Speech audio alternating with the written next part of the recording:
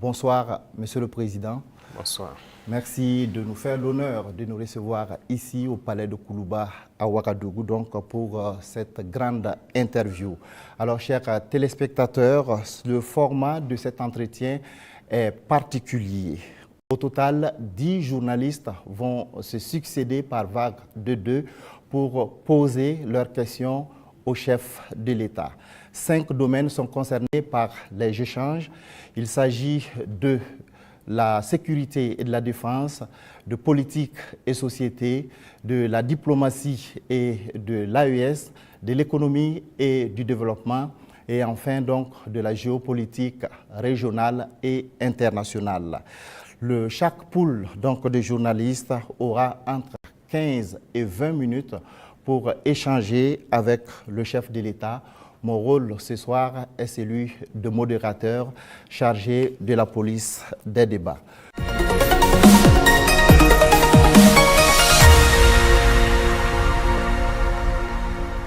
Monsieur le Président, avec votre permission, nous recevons donc le premier groupe de journalistes.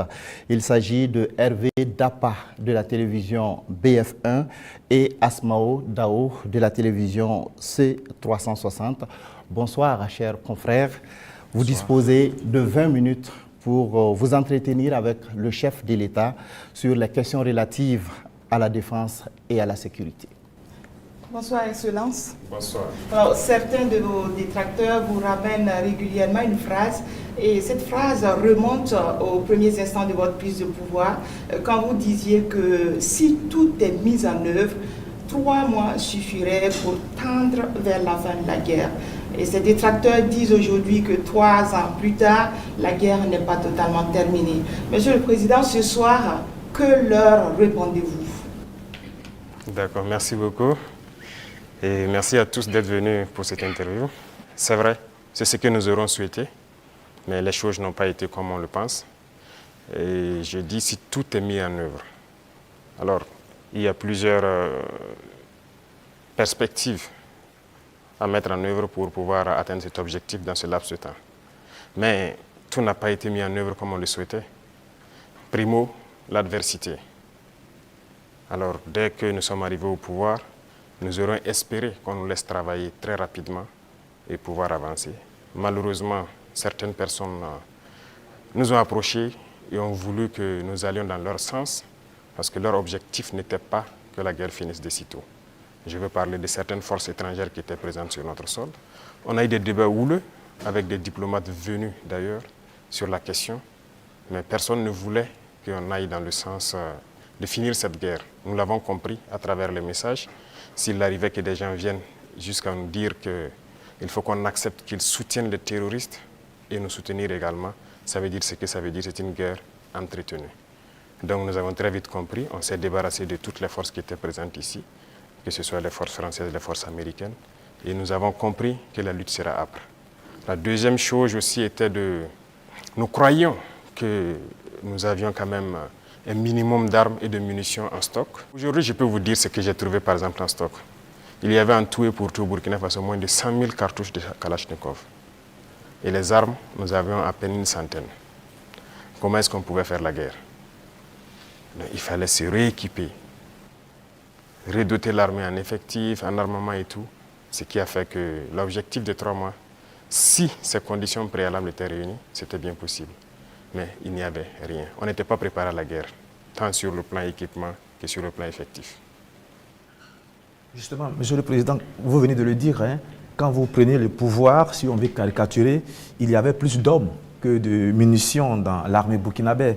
Et aujourd'hui, où en est-on avec le programme d'armement de cette armée-là? Et puis, quels sont les signes qu'elle est en train progressivement de monter en puissance? Très bien, je l'ai dit, je ne peux pas dépeindre toute la situation qu'il y avait, c'était catastrophique. Et comme je l'ai dit, vous pourrez enquêter. Il y a peut-être même dans cette salle des militaires qui étaient sur le front, sans armes. Ça existait dans notre armée. Donc ce sont des situations, on croyait que c'était juste, je ne dirais pas de la mauvaise foi, mais une situation incompréhensible. Pour nous, il y avait les armes et on refusait de doter. Mais quand on a été face à la réalité, très vite, on s'est résolu à chercher d'abord à armer l'effectif qui était là. Et là, ça a été la croix et la bannière.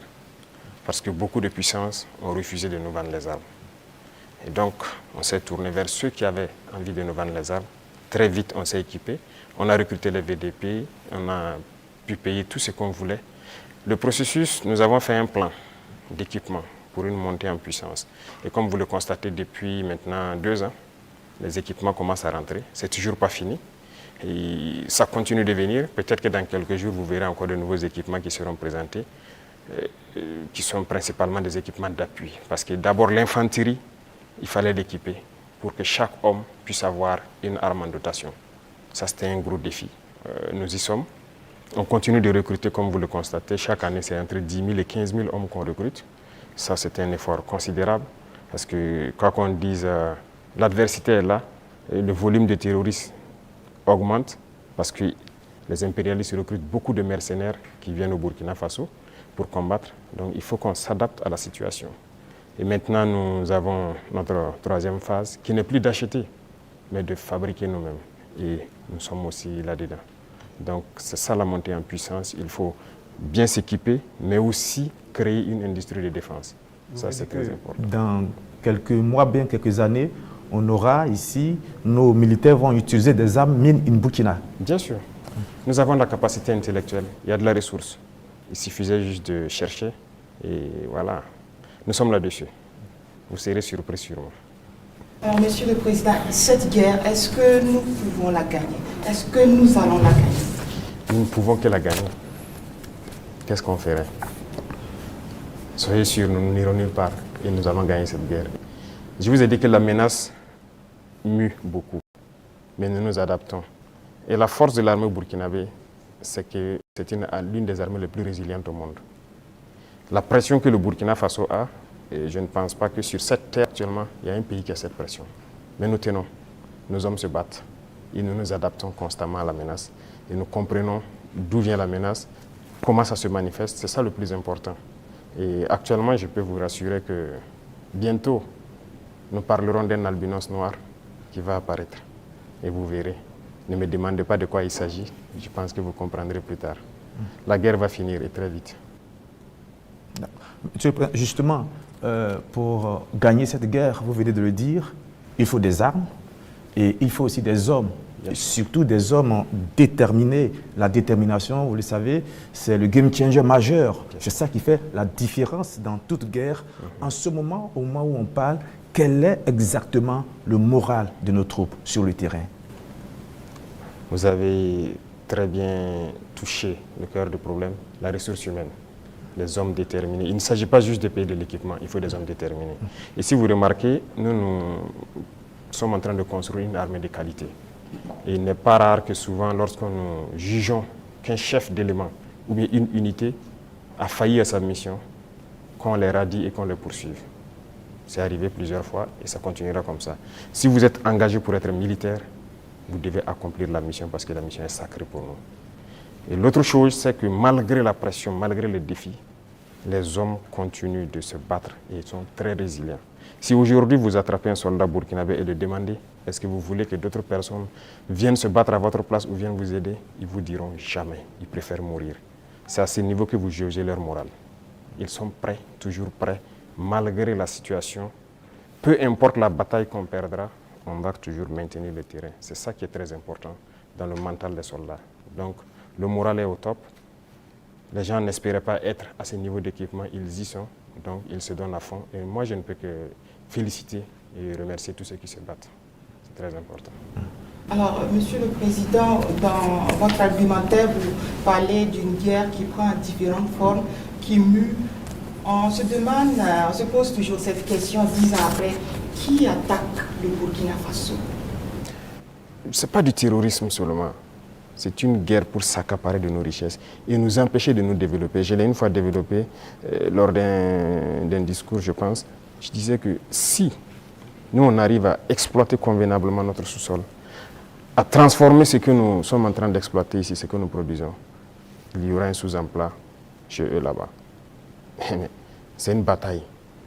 Ils pillent nos richesses pour pouvoir survivre. Donc c'est une guerre d'indépendance. Il faut que nous menons cette guerre pour être totalement indépendants, décider de notre développement, de notre trajectoire.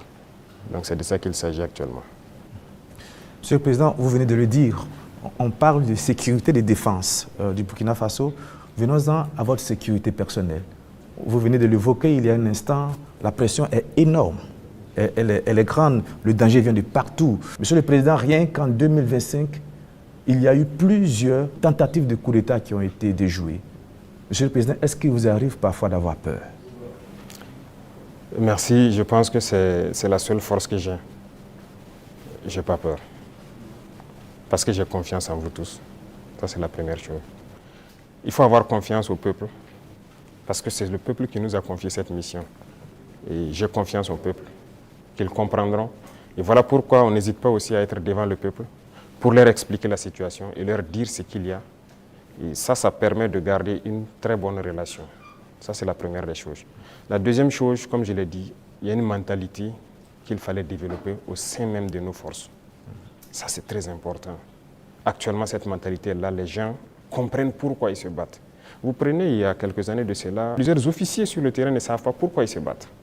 Mais si nous savons pourquoi nous nous battons, qui nous avons en face et pourquoi il y a cette pression, les gens comprennent mieux. Et voilà pourquoi nous avons même créé tout de suite l'Institut, l'école supérieure militaire, pour que nous puissions former nous-mêmes nos militaires et les mettre ce que nous voulons dans la tête. Retenez une chose, si vous laissez vos forces être formées par d'autres puissances, ils les mettent dans leur tête ce qu'ils veulent. Ils les endoctrinent comme ils le veulent et c'est plus facile de les manipuler. Mais ici au Burkina actuellement, c'est ce qui fait mal d'ailleurs à beaucoup de puissances impérialistes, ils n'arrivent pas à pénétrer notre armée. Tous ces bataillons qui ont été créés, tous ces hommes qui sont là, personne n'est venu d'ailleurs les former. Nous sommes bâtis sur notre expérience terrain et nous les avons formés. J'ai personnellement participé à des entraînements de certaines forces au tout début. Donc ça, c'est déjà une deuxième force. Et l'autre force est que si vous avez une mission, un objectif pour votre pays, vous ne devez pas avoir peur. Si vous avez peur, vous hésitez. Si vous hésitez, vous compromettez. Et une fois que la compromission est là, vous êtes foutu. Vous avez tout à l'heure énuméré un certain nombre d'éléments qui font que vous êtes rassuré.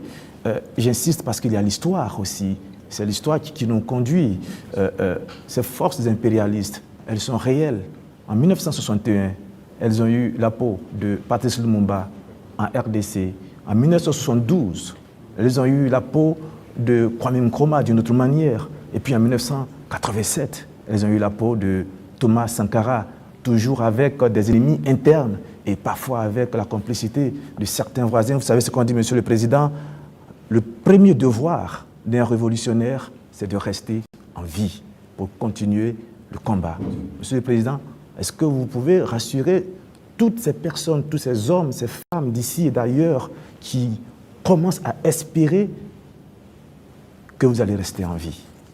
Ils manipulent toujours de l'intérieur, nous sommes très bien conscients. Et aussi un devoir pour nous, c'est de participer à notre propre sécurité. Ce n'est pas aujourd'hui de dire que je suis chef d'État et voilà, je confie la sécurité juste à des gens. Non, tout le monde participe, moi-même je participe. Et c'est pourquoi j'ai dit, ce n'est pas juste une affaire de ceux qui sont à côté de moi, c'est une affaire de tout le peuple. Et la sécurité, ce n'est pas une affaire d'hommes de tenue et tout ce que vous pouvez imaginer. C'est tout un ensemble. C'est aussi des comportements, des manières de vivre. Il faut éviter beaucoup de choses que peut-être des erreurs ont été commises dans le passé. Nous avons lu beaucoup sur tous ceux dont l'impérialisme a eu la peau et nous avons appris beaucoup de leçons. Voilà pourquoi on dit on ne laissera pas les choses se répéter. On anticipera, quitte à ce que les gens interprètent comme ils veulent, on va anticiper. Mais parce que nous avons compris le message, l'espoir qu'il y a, on fera tout pour anticiper toujours les actions de l'impérialisme. Monsieur le Président, du regard de la journaliste que je suis, je me dis qu'il y a un encerclement des pays de l'AES. Quand je regarde un peu en Côte d'Ivoire, il y a un camp militaire à Odiéné, près du Mali et du Burkina. Le Sénégal installe des unités à la frontière avec le Mali, sans oublier également le Bénin qui fait frontière avec le Burkina Faso et le Niger. Est-ce que, Monsieur le Président, vous partagez ce point de vue? Est-ce que vous voyez les choses de cette manière? Je pense que quand vous décidez de faire la révolution, il faut vous apprêter à cette adversité. C'est une logique qu'ils nous encerclent. C'est logique qu'ils essaient de nous faire tomber. C'est logique. C'est comme je dis, c'est une bataille. Ils se battent pour leurs intérêts. Et c'est à nous, si on a décidé de faire la révolution, de tout mettre en œuvre pour que cet encerclement soit vaincu. Vous voyez, l'Afrique, on a l'habitude de ne pas avoir d'abord une armée forte. Il n'y a pas d'État s'il n'y a pas d'armée forte. Mais bon, c'était le système. Comme je l'ai dit une fois aux couleurs, ils sont venus nous flatter. Non, il ne faut pas vous armer. Même dernièrement, je pense qu'il y a dans une interview un général américain qui l'a dit encore que nos pays n'ont pas besoin d'être militarisés. C'est leur conception. Nous sommes comme des enfants, c'est eux qui doivent venir s'asseoir, faire la sécurité pour nous. Et beaucoup de pays sont dans cette situation. Ils ne construisent pas d'armée. Et quand la situation arrive, c'est le chaos. Nous sommes en train de construire une armée forte. Voilà pourquoi j'ai dit on se bat en burkinabé et on se forme en burkinabé. Ça, c'est très important. Avant, c'est quoi? Chaque fois, les forces étrangères, tout le monde vient pour former vos soldats. On vous prend comme des moins que rien. Aujourd'hui, beaucoup de forces étrangères cherchent à venir s'entraîner avec nous. Vous n'allez pas imaginer. Les plus grandes puissances cherchent à venir s'entraîner avec nos soldats. Mais ce n'est pas juste l'entraînement. Ils veulent apprendre comment on fait, comment on procède, qui nous entraîne. Mais personne aujourd'hui ne sait comment les birs sont formés, comment on les entraîne, comment on les équipe. Pourquoi nous on croit que c'est les autres qui doivent venir nous former? Ils n'ont pas créé quelque chose. Ils ont réfléchi, nous sommes dotés de cerveau. Donc il faut une armée puissante pour faire face à l'adversité. Ils vont continuer à nous encercler. Parce qu'il y aura toujours en Afrique des États comme ça, des chefs d'État comme ça qui vont autoriser. Parce qu'ils ont les mains liées, ils trahissent toujours, ils vont accepter toujours que les impérialistes viennent chez eux pour attaquer leurs propres frères. Ça, si vous acceptez la révolution, vous devez partir avec ce concept. Ça va exister. Donc on n'y peut rien, on fait avec, mais c'est à nous de nous préparer pour que l'encerclement soit nul, qu'ils ne puissent jamais atteindre leur objectif. C'est tout. Donc on fait avec.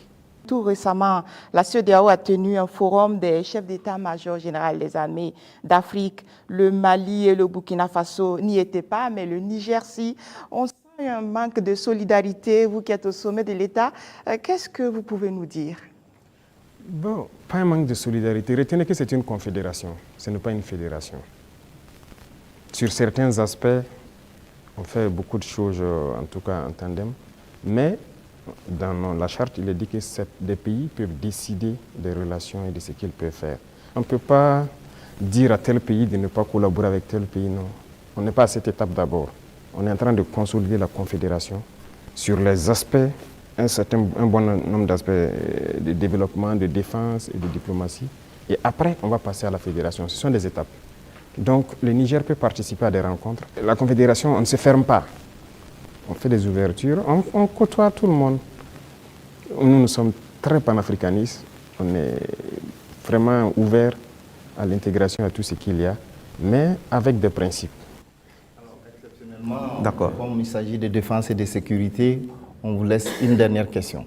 Merci Sagnon, mais la question que je vais poser, pardonnez-moi, ne fait pas partie de la défense ni de la sécurité, mais de vos relations avec nous, les médias. Monsieur le Président, est-ce que vous avez un problème particulier avec les médias, donc avec nous les journalistes? Je dis cela parce qu'on a l'impression qu'il y a eu un malentendu. Je parle des médias nationaux, pas des médias internationaux dont certains sont tombés dans la poubelle depuis un certain moment. C'est un fait. Et pas des médias nationaux. On a l'impression qu'il y a eu un malentendu au début et il y a quelque chose, un brouillard comme ça qui est là. Comment vous analysez la situation, Monsieur le Président? Vous savez que je ne suis pas hypocrite. Il y a eu un malentendu. Il y a eu un brouillard au début, mais aujourd'hui, je dois dire que je félicite beaucoup de médias pour leur travail professionnel. Il faut éviter de suivre le travail de l'impérialisme. Certes, beaucoup parmi vous ont été formés par eux. Hein. C'est ça, vous avez été à l'école du blanc, comme on aime le dire. C'est eux qui vous ont formé au journalisme.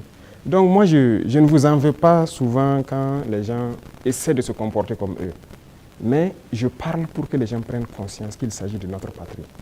Regardez ce matin, par exemple, lisez les titres des journaux en France. Ils vous diront peut-être qu'il y a une mobilisation pour mettre la pression sur le Premier ministre.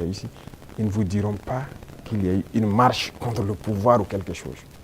Mais si c'était au Burkina, vous direz qu'il y a une marche contre le pouvoir. Vous comprenez? Les Français nous appelaient, ils continuent de nous appeler putschistes, juntes et quoi. C'est du français. Mais les journalistes nous appelaient aussi putschistes, juntes ici. Pourquoi suivre les yeux fermés. C'est de l'esclavage toujours. Moi, je veux qu'on quitte cela. Chaque État doit se battre pour ses intérêts. Les journalistes se battent pour les intérêts. Pourquoi nous, on ne doit pas se battre pour nos intérêts en Afrique? Donc c'est ça, ce n'est pas uniquement les journalistes. J'en veux à certains intellectuels qui sont sur des plateaux de télé en Afrique aussi. Quand ils prennent la parole, vous posez des questions, mais est-ce qu'il est africain? Ou bien génétiquement, il n'est pas là, quoi. Il n'est pas avec nous. C'est une réalité. Un retard. Oui, il faut se décoloniser les mentalités, les manières de faire. Chacun doit se battre pour sa patrie. Vous pouvez avoir une information qui est peut-être vraie et juste, mais vous décidez de ne pas sortir l'information. Parce que ça peut porter préjudice à la défense nationale, à la sécurité, à la cohésion, et ainsi de suite. Ça, c'est une décision souveraine, parce que vous voulez préserver votre pays. Mais on ne dit pas seulement dès qu'il y a une information, il faut la sortir. Non, ce n'est pas comme ça. Et très souvent, les journalistes, comme on aime le dire, le train qui vient à l'heure, ça ne les intéresse pas. C'est le train qui est en retard. Vous le savez, Monsieur le Président, donc vous nous comprenez de temps en temps. Ah oui, mais il faut éviter ça. Moi, je veux maintenant que vous vous intéressez au train qui vient à l'heure. D'accord. Je voudrais vous laisser avec une phrase qui est la devise d'un grand club européen. C'est celle-là: notre maillot peut être tacheté de sang, de boue et de sueur, mais jamais de honte. C'est tout ce que je vous souhaite, Monsieur le Président. Merci beaucoup. Merci grandement. Nous abordons donc le volet politique et société de cet entretien et nous recevons pour cela Mathieu Somda de Radio Burkina et Colette Kombari de la télévision Impact TV.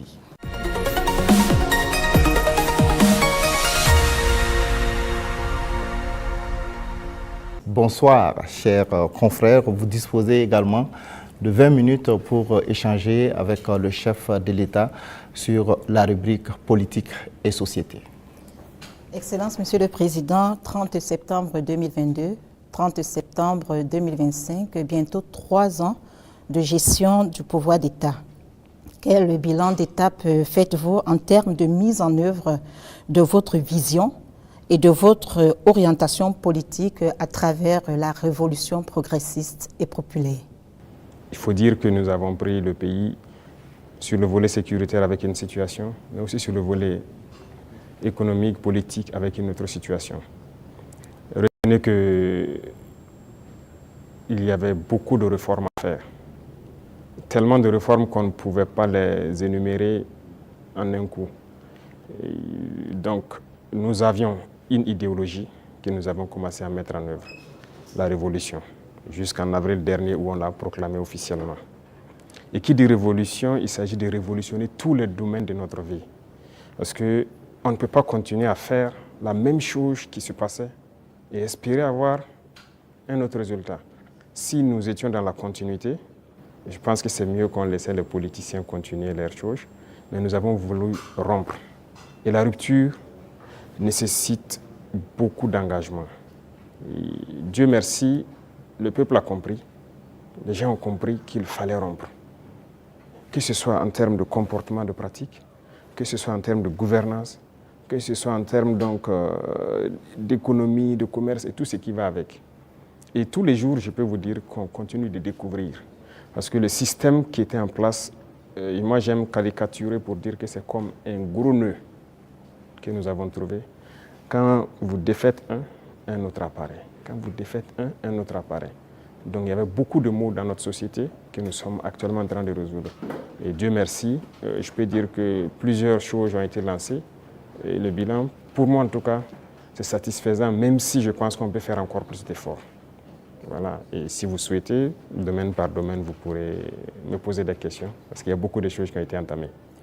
Ouais. Excellence, la révolution populaire progressiste, il y a eu des explications certes, mais les Burkinabés veulent davantage comprendre quel est le contenu de cette révolution. Le contenu exact, comme je l'ai dit une fois, je ne le dirai pas. Si vous permettez à tout le monde de connaître les détails de ce que vous voulez faire, on peut anticiper sur votre action. Mais nous avons dépeint voilà, les gros points pour que les gens puissent comprendre où nous allons.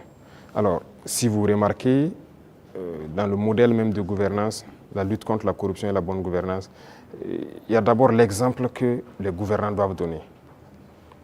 Et comme je dis, vous ne pouvez pas être là, une catégorie de Burkinabés, parce qu'on vous a confié des postes, Vous, c'est le choix entre les bons whisky et les bons champagnes, pendant que des femmes meurent en allant chercher l'eau à la rivière, elles se noient ou quelque chose, ce n'est pas possible.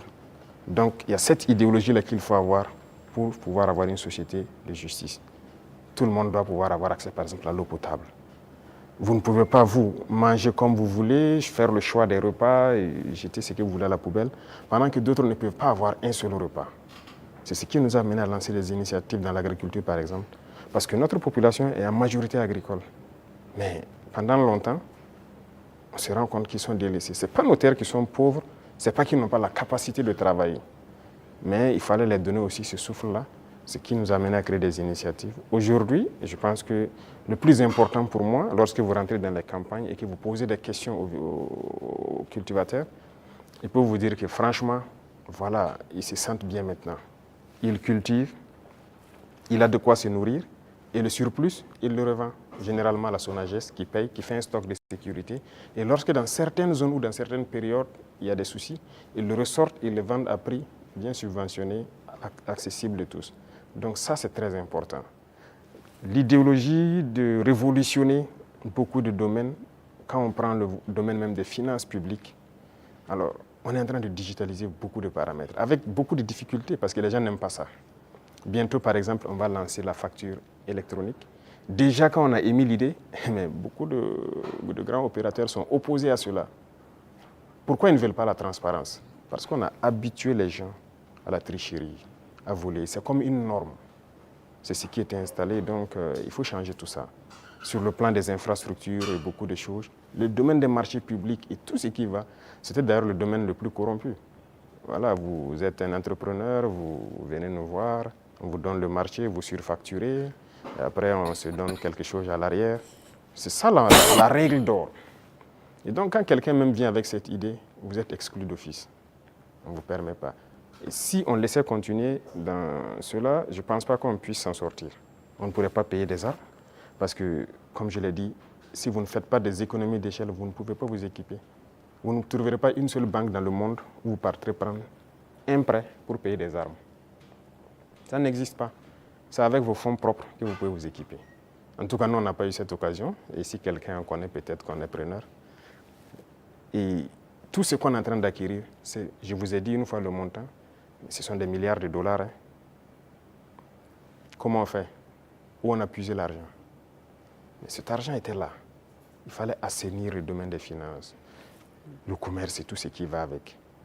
Et le fonctionnement de nos sociétés d'État, vous avez pu remarquer cette année les résultats de 2024 qui sont au-delà. 2025 est encore meilleur que 2024. Je prends le domaine des hydrocarbures où dès 2023, nous avons fait d'énormes progrès. Avant, c'était des subventions de l'État. Ça veut dire qu'on collectait encore des impôts pour subventionner la société, pour payer le surplus, le manque à gagner et tout ça. Mais maintenant, la société n'est plus dans cette situation. On a épongé toutes les dettes de la société et elle commence à faire des marches. Mais c'est parce qu'il y avait la corruption dans le milieu. Donc il y a tellement de situations, je ne peux pas tout citer. Et donc il faut révolutionner ce domaine aussi par la digitalisation et tout ce qui va avec. L'administration en gros, tout est en train d'être digitalisé pour que les gens n'aient plus accès à l'argent liquide qui circule et que les choses soient transparentes. Vous qui demandez le service, vous savez à quoi ça correspond et vous savez où votre argent part. Les infrastructures, vous êtes témoins aussi, qui sont vraiment un problème crucial. On est en train de révolutionner tout. Donc c'est l'esprit comme ça, de changer de paradigme, faire ce qu'on n'avait pas l'habitude de faire. Donc comprenez ça par cette phrase. Excellence, Monsieur le Président, on est entré dans la révolution progressiste et on y va. Mais il y a cette tranche de la population, le politique, qui œuvrait avant. Quelle peut être la place donc de ce politique actuellement dans cette révolution? Je ne vais pas être hypocrite encore. Si c'est cette mentalité politique, ils n'ont pas de place dans la révolution. C'est opposé. Regardez comment le Burkinabé était. Puisque pendant 27 ans, bon, plus de 27 ans de règne de Blaise et même le pouvoir du MPP, ça continue dans la même politique. Et cette politique, notre génération est née dedans. Donc on est né et les gens ont grandi avec une mentalité. Si tu ne connais pas quelqu'un, tu ne peux pas avoir accès à certains services. Ce qu'on appelle les deals. Tout le monde a évolué avec cet esprit de deal, de corruption, de tout. C'est dangereux, mais c'est la politique qui a mené ça. Parce qu'il y a des entrepreneurs politiques, vous avez entendu parler de ça. Les jeunes qui se lèvent parce qu'ils savent parler, ils savent flatter. Et c'était quoi la politique? C'est quoi la politique en Afrique? Il faut dire la vérité. Quelqu'un qui a l'art de mentir, de tromper, de flatter. Vous voyez tous les vices. Si vous regroupez tous les vices, vous êtes un bon politicien. C'est la réalité. Nous, au village, quand on voit quelqu'un qui est un trompeur, il ne dit pas la vérité, on dit, lui, là, c'est un politicien. C'est comme ça qu'on disait. Donc, il faut que cette mentalité change. Beaucoup ont changé.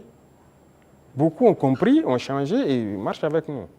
Maintenant, ceux qui veulent rester dans leur radicalisme politique ancienne, là, ils n'ont pas de place. Ça, on ne va pas se mentir. Sinon, qui ne faisait pas la politique au Burkina? Mais c'est le même peuple. Mais c'est parce qu'on a parlé, ils ont compris, et par les actions, ils voient, ils ont compris, que les gens commencent à changer de mentalité. Et nous voulons changer définitivement les mentalités pour que personne ne pense qu'il faut d'abord appartenir à tel parti pour bénéficier d'une route, il faut appartenir à tel parti pour avoir un forage. Non. Tout le monde au Burkina doit bénéficier des bienfaits de la nature du Burkina et du travail du gouvernement. Donc la politique, moi je disais que la manière de la faire, ça divise. Et ça donne des avantages particuliers à un groupe et l'autre groupe n'a pas d'avantage. Donc non, il faut qu'on arrête ça. Donc beaucoup ont changé, beaucoup. Il y en a qui sont dans des postes de responsabilité. On nous interpelle même que non, lui là, il a milité dans tel parti. Je dis aux gens, non, on n'est pas là pour diviser. On est là pour unir.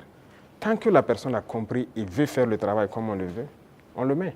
Comme il y en a aussi qu'on a responsabilisé à des postes, et 2 mois, 3 mois, vous avez vu qu'on les a cherchés. Parce que s'il vient et qu'il continue de vouloir faire la même chose qu'il faisait, on va te chercher et on va te punir. Donc c'est un changement de mentalité que nous voulons. Tous ceux qui changeront de mentalité sont les bienvenus dans le bateau. Mais si vous voulez continuer à fonctionner comme la politique ancienne, vous n'avez pas de place dans la révolution. Excellence, vous l'avez dit plusieurs fois, il faut de l'ordre et de la discipline pour le développement du FASO. Le recyclage des jeunes a déjà commencé. Comment enrôler les autres couches de la société?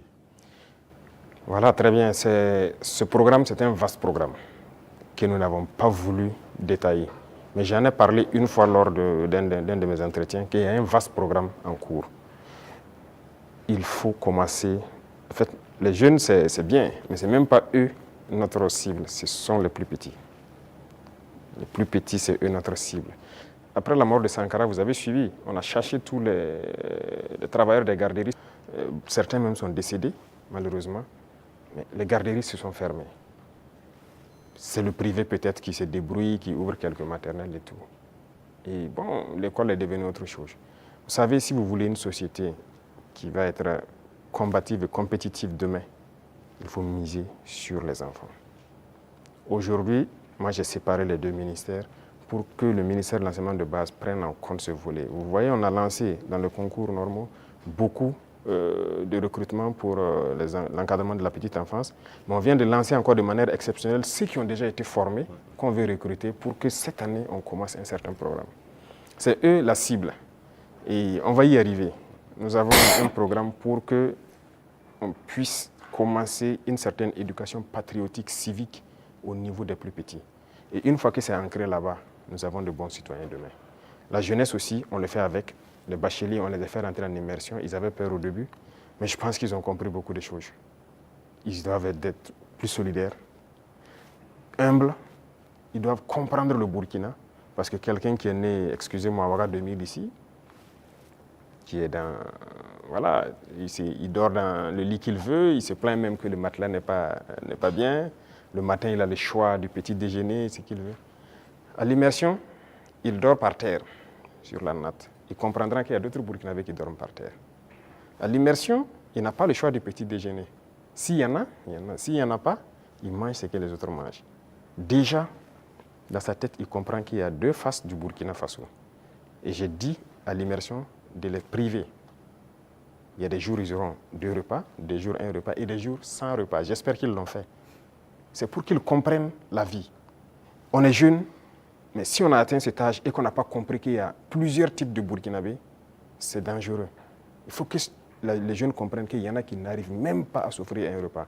Et quand lui va dormir avec la faim, toute une journée il n'a pas mangé, vous croyez que si demain on le confie une responsabilité, il va toujours avoir en tête, ah, Si moi je dilapide l'argent et qu'il y en a qui n'ont pas à manger, c'est la conscience qui va le gronder. Donc ce sont des épreuves qu'on les fait faire. C'était 45 jours que j'avais programmé, mais à cause des inscriptions, j'ai dit de faire 30 jours. Mais les prochaines échéances, j'espère qu'on ira à 45 jours. Donc les futurs bacheliers et brevetés doivent se préparer à affronter ça. Et le programme va continuer à s'enrichir, c'était la première expérience. Mais nous espérons pouvoir changer, même les jeunes, leur mentalité. Et, Excellence, en Conseil des ministres, la décision de réformer la loi agraire et foncière, le statut des chefs coutumiers et traditionnels avait été adopté. Quelles sont les motivations? La réforme agraire était nécessaire. Vous savez combien de conflits sont nés dans cette question de terre? Il y a des villages qui se sont machetés, des familles se sont divisées à cause de la question des terres. Il faut que l'État prenne ses responsabilités. Mais si vous hésitez, parce que vous avez peur de déclarer ça, que des gens vont se sentir frustrés ou pas, c'est pourquoi la révolution est la bienvenue. Il faut décider à un moment donné d'arrêter tout ça. Il y avait combien de promoteurs immobiliers au Burkina en 2010? Je ne pense pas, ça ne vaut pas une vingtaine. Subitement, en 2015, on en a plus de 200. Ils ont payé les terres partout, ils partitionnent, ils vendent, ils revendent, ils ont pillé les terres et c'est dangereux. Actuellement, nous avons une application CICAD qu'on vient de lancer, on est en train de réenregistrer, mais ce qui se passe est terrible. Même les parcelles dans les villes, les gens vendent et revendent à plusieurs personnes parce que ce n'était pas digitalisé. C'est un gros registre. Vous pensez que quelqu'un peut fouiller des registres, voici le numéro de la parcelle appartient à telle personne, donc toi tu es allé acheter, c'est pas... Donc il y a beaucoup de doublons et ça crée des conflits. Et pendant que ces politiciens-là faisaient ça, ils sont là dans des conférences, des trucs, que cohésion sociale. Vous ne pouvez pas faire de cohésion sociale en divisant les gens sur la terre. Voilà pourquoi on a décidé de prendre nos responsabilités, d'arrêter ce massacre-là. Et voilà, la terre appartient à l'État. Et désormais, on fera tout pour équilibrer au maximum voilà, la situation et que les gens ne se sentent pas lésés. Pour la chefferie coutumière, c'est pareil. Cette loi est là il y a longtemps. Hein. Il y a très longtemps, selon ce qu'on m'a dit, mais personne ne veut. Mais nous avons décidé de mettre la main à la pâte, regarder, parce que la chefferie coutumière, pour moi, ils doivent être respectés, ils doivent être écoutés, ils doivent être ceux-là qui travaillent pour la cohésion sociale. Quand ils parlent, quand il y a un conflit, il y a une situation conflictuelle, ils doivent parler, pouvoir rassembler et que leur voix doit porter.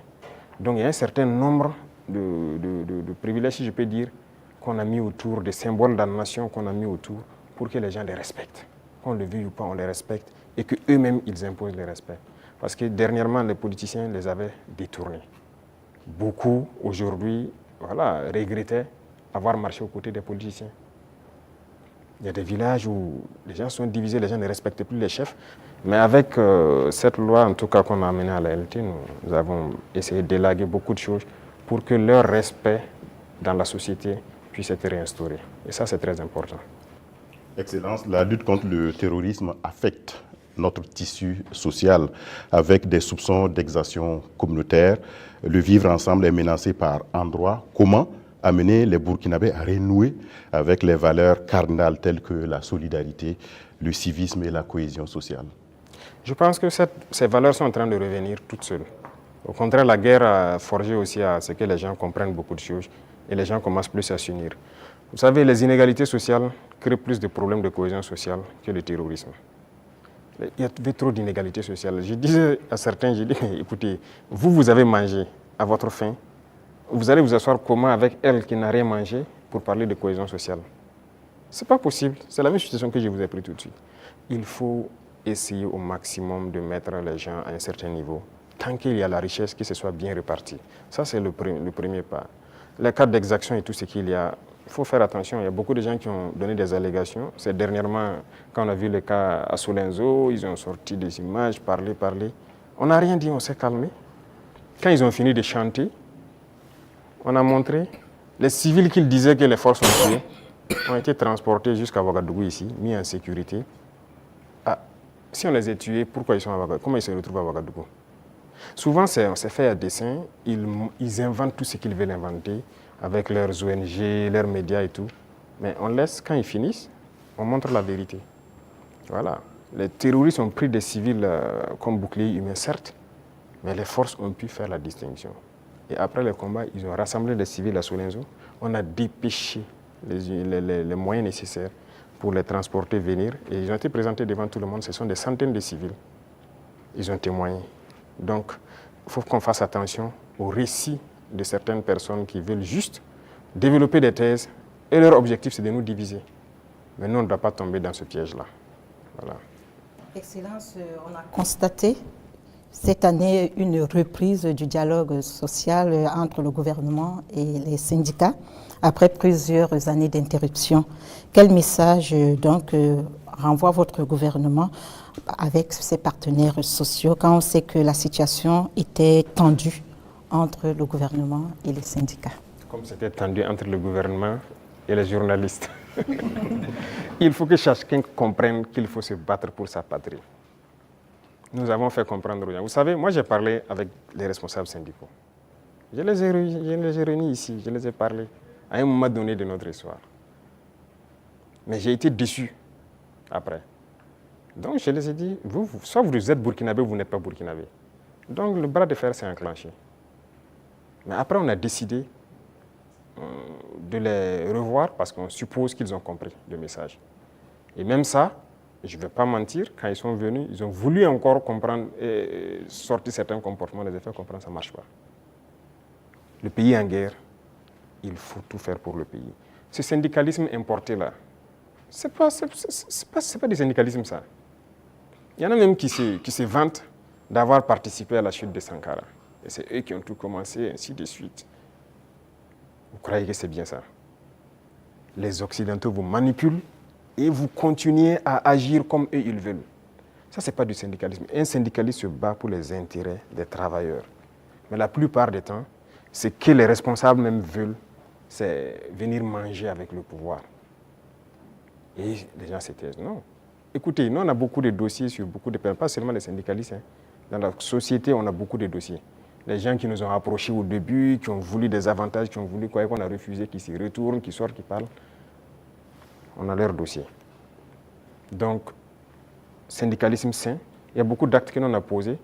On n'a pas attendu que les gens sortent dans la rue pour marcher, pour le poser. Quand j'ai parlé des travailleurs des garderies, là, ce n'est pas quelqu'un qui est venu nous dire qu'il y a des travailleurs qui avaient été cherchés, il faut les remettre dans leurs droits. On a vu un dossier et qu'on a trouvé qu'il faut les remettre dans leurs droits. On a dit au ministre des Finances, trouve l'argent nécessaire pour régler. Les gens de la mairie, des gens de la brigade verte, là, ceux qui travaillent, mais ils avaient combien de mois d'arriérés? C'est pour ces intérêts-là, ces gens-là qui n'ont pas de travail, pour que les gens ne se battaient pas pour ça avant. Mais on n'est pas venu vers nous pour nous dire. Moi, les femmes balaient devant chez moi, c'est un de mes hommes qui est sorti une fois, ils ont dit, ah, ça fait des mois, ainsi de suite, leur travail. Je me suis renseigné, on m'a dit, c'est vrai. J'ai dit de les payer. Il faut rattraper tout ce qu'elles ont raté. Il y en a qui avaient des dizaines de mois d'arriérés de salaire. On a sorti le dossier et on a décidé de rattraper tout ça. Donc, il faut qu'on fasse du syndicalisme sain. S'il y a un problème, qu'on nous approche et qu'on nous explique. Si on peut résoudre, on vous dira on peut le faire. Si on ne peut pas, on vous dit bon, pour l'instant on ne peut pas, mais on pourra le faire dans tant de temps. Mais il y a un problème, on rassemble les médias, on parle comme on veut. Ah, j'espère qu'ils trouveront la solution avec vous. Sinon, si après ça, vous ne venez plus vers nous. Moi, je veux qu'on travaille en africain. Quand il y a un problème dans la maison, on s'assoit, on parle. Et nous, on se doit d'être véridique. Ce qu'on peut faire, on doit dire clairement, on peut faire ça. Ce qu'on ne peut pas faire, on vous dira aussi on ne peut pas. Maintenant, si vous ne voulez pas, chacun fait ce qu'il peut faire. Mais il faut qu'on soit responsable. Il n'y a pas de problème qui ne puisse pas se résoudre. Et comme je dis, toujours agir avec en tête l'intérêt de la patrie. Ça, c'est très important. Donc, on a repris le dialogue comme on reprend avec tout le monde. On n'a pas rompu le dialogue avec qui que ce soit. Tout le monde est la bienvenue. Merci, chers confrères. Le temps imparti donc à cette rubrique est arrivé à échéance et même largement dépassé. Nous disons merci donc pour cette série de questions consacrées au volet politique et société.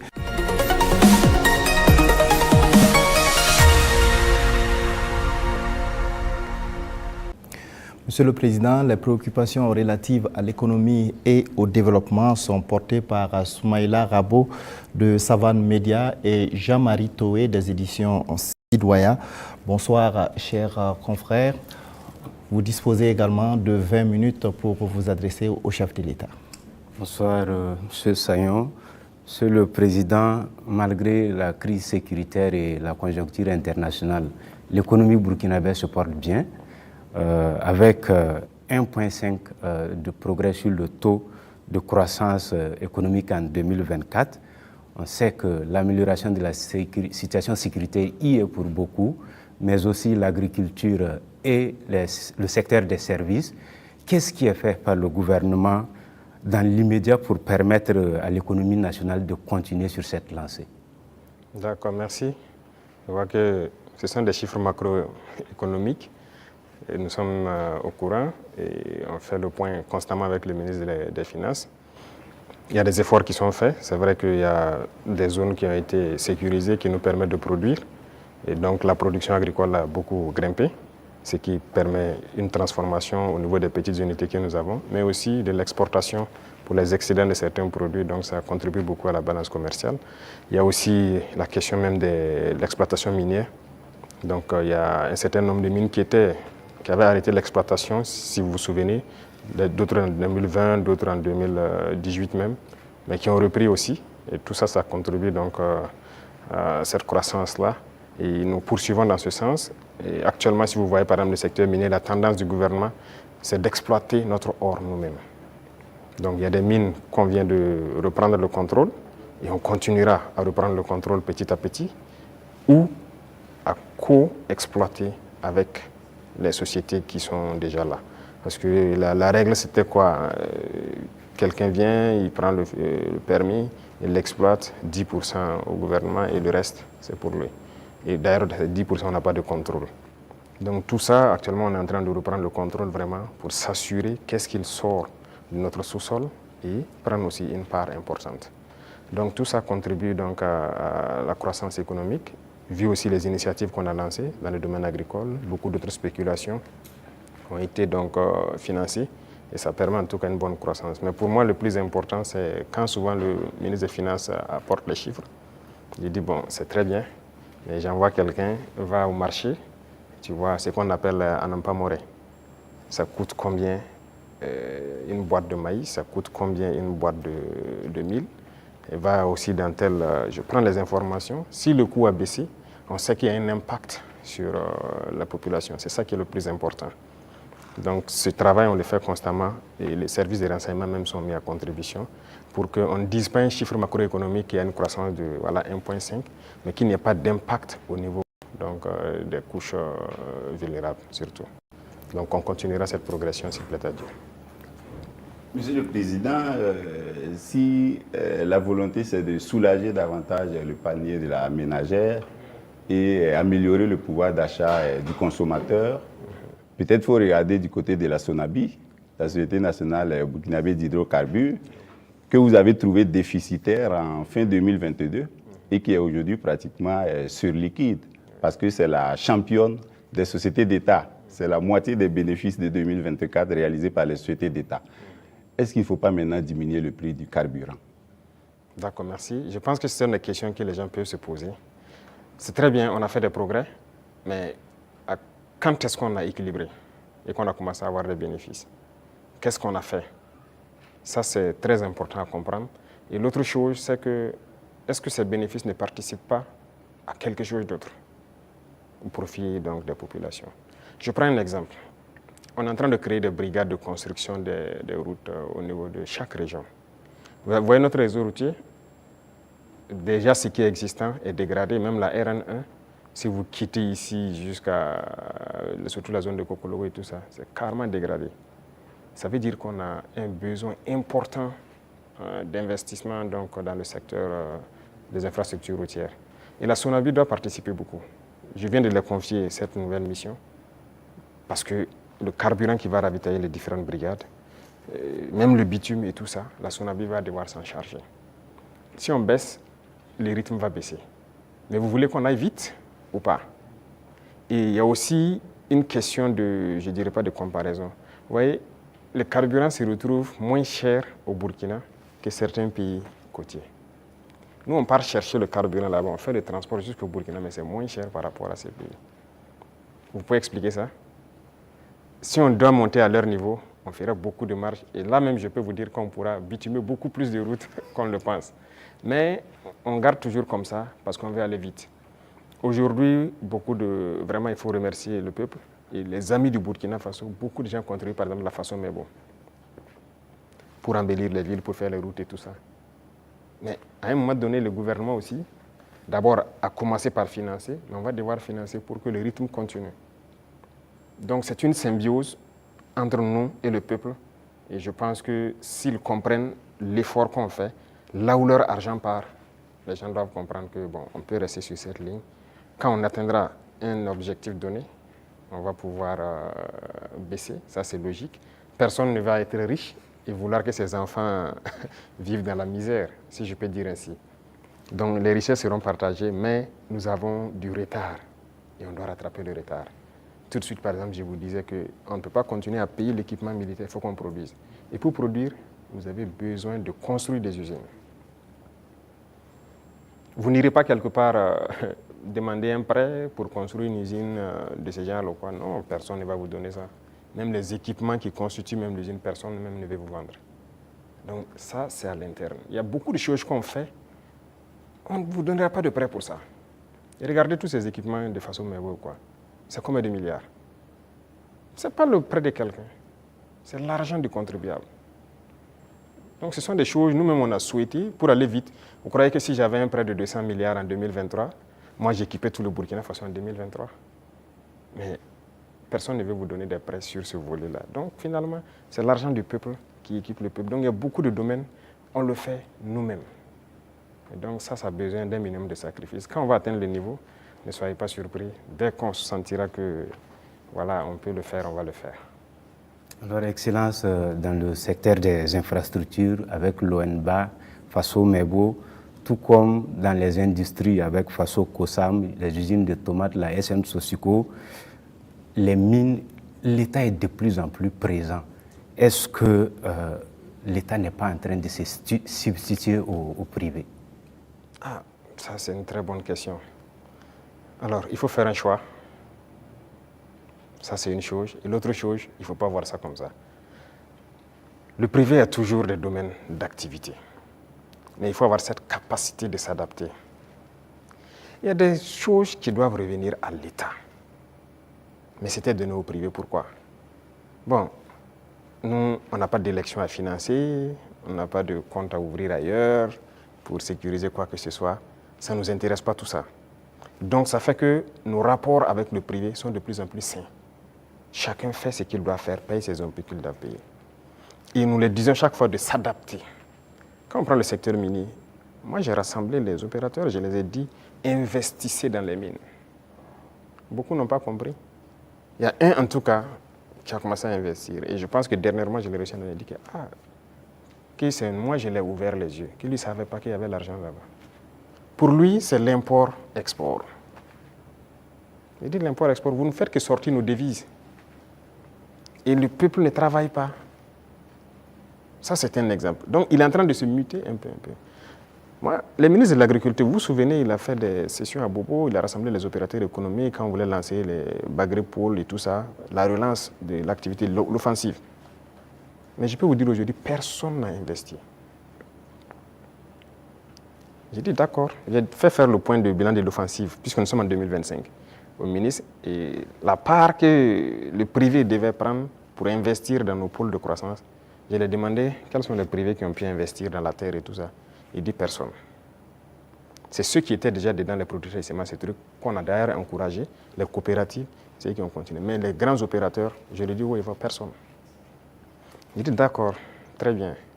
Ne soyez pas surpris que demain je dise personne ne prendra de l'argent pour amener à l'extérieur pour payer du riz venir. Vous investissez pour cultiver le riz. Il faut savoir se muter.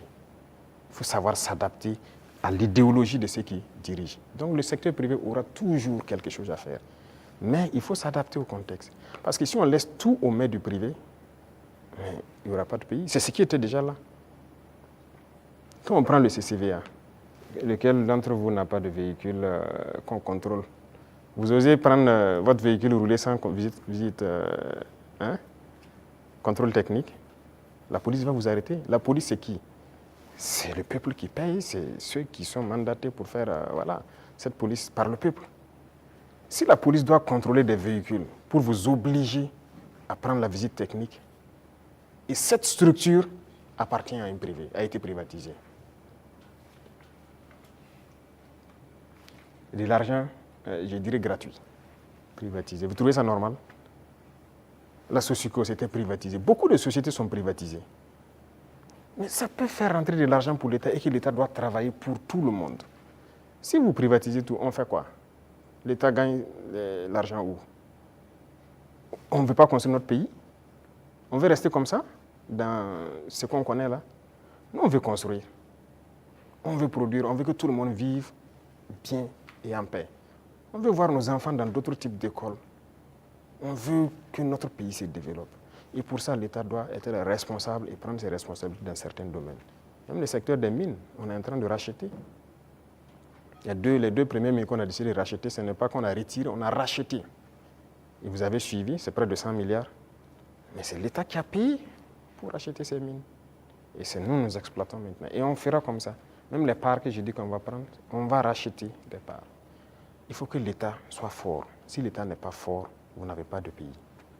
Ça, il ne faut pas se leurrer. Le capitalisme ne peut qu'être sauvage. Si vous laissez le capitalisme se développer à un certain niveau, finalement, vous allez vous perdre. Vous, si vous faites une industrie tout de suite pour fabriquer je ne sais pas quoi, vous voulez faire du profit. Au début, vous pouvez mettre une usine qui emploie peut-être 500 personnes. Et au fur et à mesure, vous robotisez. Finalement, votre usine, vous n'avez que 10 personnes. Devant un ordinateur qui travaille. Les 490 sont au chômage. Nous, on est contre ce système. On régule aussi. Certes, digitalisé, mais une certaine robotisation, on est contre. Donc, on a une idéologie qu'on va dérouler au fur et à mesure, mais il faut que les gens s'adaptent à l'idéologie. C'est pour le bien-être de tout le monde. Sinon, on va se retrouver dans des situations très inconfortables. Voilà. Monsieur le Président, est-ce que ça veut dire que vous attaquez à l'économie de marché, qui est enseignée aujourd'hui en sciences économiques et avec lequel les systèmes, les jeunes économistes grandissent? Parce qu'aujourd'hui, l'État vend du yaourt à travers Faso Kosam. Vous avez annoncé les Fasoyards. On se demande quand vous allez ouvrir les premières boutiques. Tout ça, vous prenez progressivement la place du privé. On ne sait pas quand ça va s'arrêter. D'abord, j'ai dit au ministre de l'Enseignement supérieur de me changer. D'abord, la carte universitaire a changé, mais le curricula de changer tout. Pourquoi on doit forcément apprendre leur manière de faire l'économie? On n'est pas en mesure de créer. Est-ce que c'est Dieu qui est descendu, encore, comme j'aime le dire, créer, asseoir des gens, créer l'école? Ce sont des gens qui ont inventé, qui ont créé des concepts et qui ont créé l'école. Ce sont les êtres humains qui ont créé l'école. Donc, qui ont mis des programmes, ainsi de suite. Le programme aux États-Unis est différent du programme en France, différent du programme en Angleterre, ainsi de suite. Chacun a sa manière d'enseigner sa population pour atteindre le niveau qu'on souhaite. Donc, nous aussi, on va créer notre modèle. Justement, c'est ce qui nous met en retard. Malheureusement, notre modèle d'école n'est pas bien. On a pris pour les autres, adapté, et finalement, on forme quoi? Ok, on forme beaucoup d'économistes dans ce concept. Mais est-ce que ça marche? Est-ce que ça marche? Ok, nous, on est en train de changer de système. Est-ce qu'on fait des progrès ou pas? C'est là la question. C'est toute la question comme ça. Il a parlé de l'ONBA, de trucs. Il y a des barrages qui étaient endommagés depuis des décennies, ensablés ou quoi. Cette saison, l'eau est dedans. C'est par notre système qu'on est arrivé à remettre en œuvre ces barrages-là. Les populations vont produire, pendant la saison pluvieuse, vont produire toute l'année et ils sont bien contents. Et ils ont de l'eau potable aussi, à travers l'ONEA, par ces barrages-là pour boire. Et on va continuer comme ça. Est-ce qu'on fait ça ou bien on s'assoit, on dit non, tout doit être pour le privé? Et d'abord, cette question du privé, il y a des gens qui avaient une mentalité rétrograde, encore politicienne. Et nous avons dit aux gens de changer. Vous avez bien suivi les sorties de certains ministres. Ok, on vous donne un chantier, vous prenez l'avance de démarrage et tout, et vous faites ce que vous voulez. On vous donne un chantier de bas-fond. Dans le contrat, vous devez finir en mai pour que les paysans puissent accéder au bas-fond et puis cultiver. Vous prenez votre avance et vous vous baladez, vous faites ce que vous voulez. En avril, on passe, on regarde, vous n'avez rien fait. Vous dites non, non, non, vous partez à votre rythme, c'est comme ça. On vous contraint, vous finissez le bas-fond. Il y en a qui travaillent, il y en a même qui travaillent de nuit jusqu'à aujourd'hui pour atteindre les objectifs. Pas qu'ils ne peuvent pas, mais c'est une mentalité. Et tant que le privé aura cette mentalité, ça ne va pas marcher. Moi, je vous ai dit qu'on a près de 1000 ans de retard même. Il faut rattraper. On est dans les années 1000, à la rigueur 1800. Il faut rattraper le retard, mais on ne peut pas continuer avec cette mentalité. Donc, on invite les gens à changer et à s'adapter. Vous parlez des yaourts, par exemple. Est-ce que le marché est saturé? Non. On importe. J'aimerais voir les privés rentrer dans le yaourt. Pourquoi on n'importe plus? Nous avons pris des textes pour dire que lorsque quelque chose se produit au Burkina Faso, pour pouvoir importer, il vous faut une autorisation spéciale d'importer. Ce qui stipule que vous devez payer ce qui est à l'intérieur. Lorsqu'il y a le manque maintenant, on vous autorise à importer. Voilà pourquoi les gens sont en train, vous voyez que beaucoup de privés sont en train d'ouvrir des usines et tout ça. Et si on ne passait pas par cette méthode, comment on va faire? Il y a le grand moulin du Faso qui est là, bon, il faudra qu'on est en train de restructurer tout ça. Mais parallèlement à ça, on a obligé les grands importateurs à ouvrir des moulins. Moi-même, j'ai été inauguré la dernière fois de l'autre côté. C'est l'un des plus grands importateurs. Quand on a dit on va suspendre l'importation, mais il n'était pas content, il a tout essayé. On a dit c'est ce qu'on va faire. Soit vous adaptez, ou bien l'État va prendre en compte. Mais ils le font. Mais est-ce qu'on arrive à satisfaire? Il y a la place. On a de la population, on a un grand marché immense, au Burkina et en Afrique. Mais les gens n'ont qu'à s'adapter, produire. Donc il y aura toujours de la place. Ne pensez pas que forcément on a pris la place du privé, non. Il y a la place. Vous allez ouvrir les façons. Si, c'est nécessaire pour réguler, parce qu'il y a cette mentalité de toujours entraîner la spéculation de certaines personnes. Non, c'est dangereux. Dernièrement, vous avez suivi le cas des motos. Malheureusement, c'est quand il y a eu la situation, on s'est rendu compte que ce n'était même pas un marché régulé. Donc rapidement, on a dû voir comment on peut réguler ce marché pour que l'importation soit suivie. Comment quelqu'un part importer des motos et il vous dit qu'il n'a pas de facture d'achat? Puisque le ministère a besoin de la facture d'achat pour voir tout ce que vous avez payé comme douane et quoi, et vous fixez une marge à ne pas dépasser. Il dit qu'ils n'ont pas de facture. Donc il part payer, il vient, il fixe le prix qu'il veut et il revend aux populations. Donc lui, il s'enrichit. Et les autres s'appauvrissent. Et généralement, quand les gens s'enrichissent, qu'est-ce qu'ils font? S'ils buvaient la braquina ici, ils ne boivent plus la braquina, c'est le champagne qu'ils cherchent. C'est l'argent qui sort. S'ils roulaient sur peut-être, je dirais, une petite cylindrée, ils cherchent maintenant une V8. Le carburant qui est subventionné par l'État, c'est ça, c'est l'argent qui sort. Donc il faut qu'on réfléchisse à l'économie. Qu'est-ce qu'on fait? Il ne faut pas laisser sortir des devises. Vous dites que vous voulez la monnaie et vous voulez continuer pour qu'on se comporte comme ça. On ne peut pas se comporter comme ça. Voilà pourquoi l'État est en train de reprendre le contrôle. Si demain, les gens s'entendent, on nous a fait des chantages. Hein. Quand on a essayé de régler un peu à la douane, il y en a qui nous ont dit que si on fait comme ça, il y aura pénurie de riz. J'ai dit, ok, faites la pénurie de riz, vous verrez ce que nous on va faire. Et si demain des gens veulent s'entendre pour faire pénurie de riz, c'est nécessaire que l'État prenne en compte l'importation de riz. On est prêt à tout. Il faut que les gens changent de mentalité. Allez doucement, cherchez votre intérêt aussi petit soit-il, mais permettez aux autres Burkinabés de vivre et de ne pas les appauvrir. Monsieur le Président, on vous a vu à Lumbila auprès des femmes agricultrices, les accompagner, les soutenir. Mais au-delà de ça, qu'est-ce que vous faites pour donner davantage d'opportunités de gagner des revenus aux femmes du Burkina qui alimentent la petite économie dans les quartiers, dans les villages? Oui. Très bien. Et ça, c'est l'un des points les plus importants. Et j'ai dit même au ministère de l'Action humanitaire qui s'occupe des questions des femmes, de recentrer l'action, au lieu qu'on soit dans l'assistanat, de recentrer l'action sur la création d'emplois et des petites entreprises. Les femmes ont des qualités. Regardez la transformation à petite échelle de nos produits de consommation. Les femmes peuvent le faire très bien. Elles sont beaucoup plus patientes que les hommes. Hein, et elles savent bien faire certaines choses que les hommes. Il faut encourager à ce qu'elles le fassent. Moi, je suis passé à Tenkodogo le 8 mars, j'ai vu les femmes qui ont fait du couscous préfet, qui est bien pour les forces, le savon liquide qu'elles font et tout ça. J'ai donné des instructions pour qu'on paye le savon liquide de toutes ces femmes qui ont été formées et qui se débrouillent pour faire le savon liquide dans nos administrations. Parce que tout ce qui est là, c'est importé, même chez vous, dans vos bureaux. Tous les savons liquides importés, n'est-ce pas? C'est pas normal, pendant que nos mamans fabriquent ça. Et quand j'ai dit de le faire, un temps m'a revenu que non, elles n'ont pas de structure formalisée. J'ai dit, je ne veux rien comprendre. Trouvez la formule, c'est leur savon, vous payez et vous amenez. Que question d'emballage, quoi.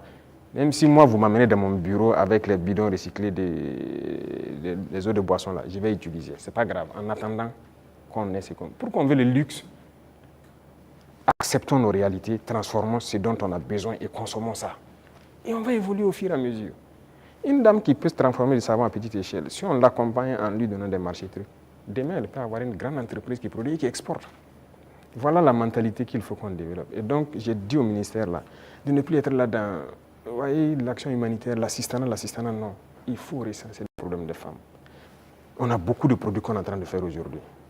On peut transformer, même à petite échelle, et trouver une formule de rassembler. J'ai discuté avec des femmes à Bobo. J'ai dit, par exemple, les produits oléagineux, les femmes peuvent produire l'huile brute par coopérative et trouver des gens qui ont un certain niveau, qui mettent une raffinerie en place.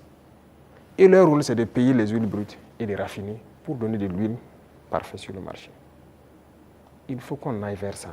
Mais si on s'assoit, bon, je n'ai pas la capacité de faire l'huile et puis la raffinerie coûte cher, tout le monde n'est pas obligé de faire la raffinerie. Mais on peut organiser pour que... Voilà. Donc dans plusieurs domaines, c'est ce qu'on est en train de vouloir développer et permettre aux femmes vraiment de mettre en œuvre tout ce qu'elles savent faire. Donc c'est une politique qui est enclenchée et je crois que vous allez voir les résultats. Soumaïla Rabo, Jean-Marie Toé, ce serait donc la dernière question. Merci à vous donc pour vos différentes préoccupations adressées au chef de l'État.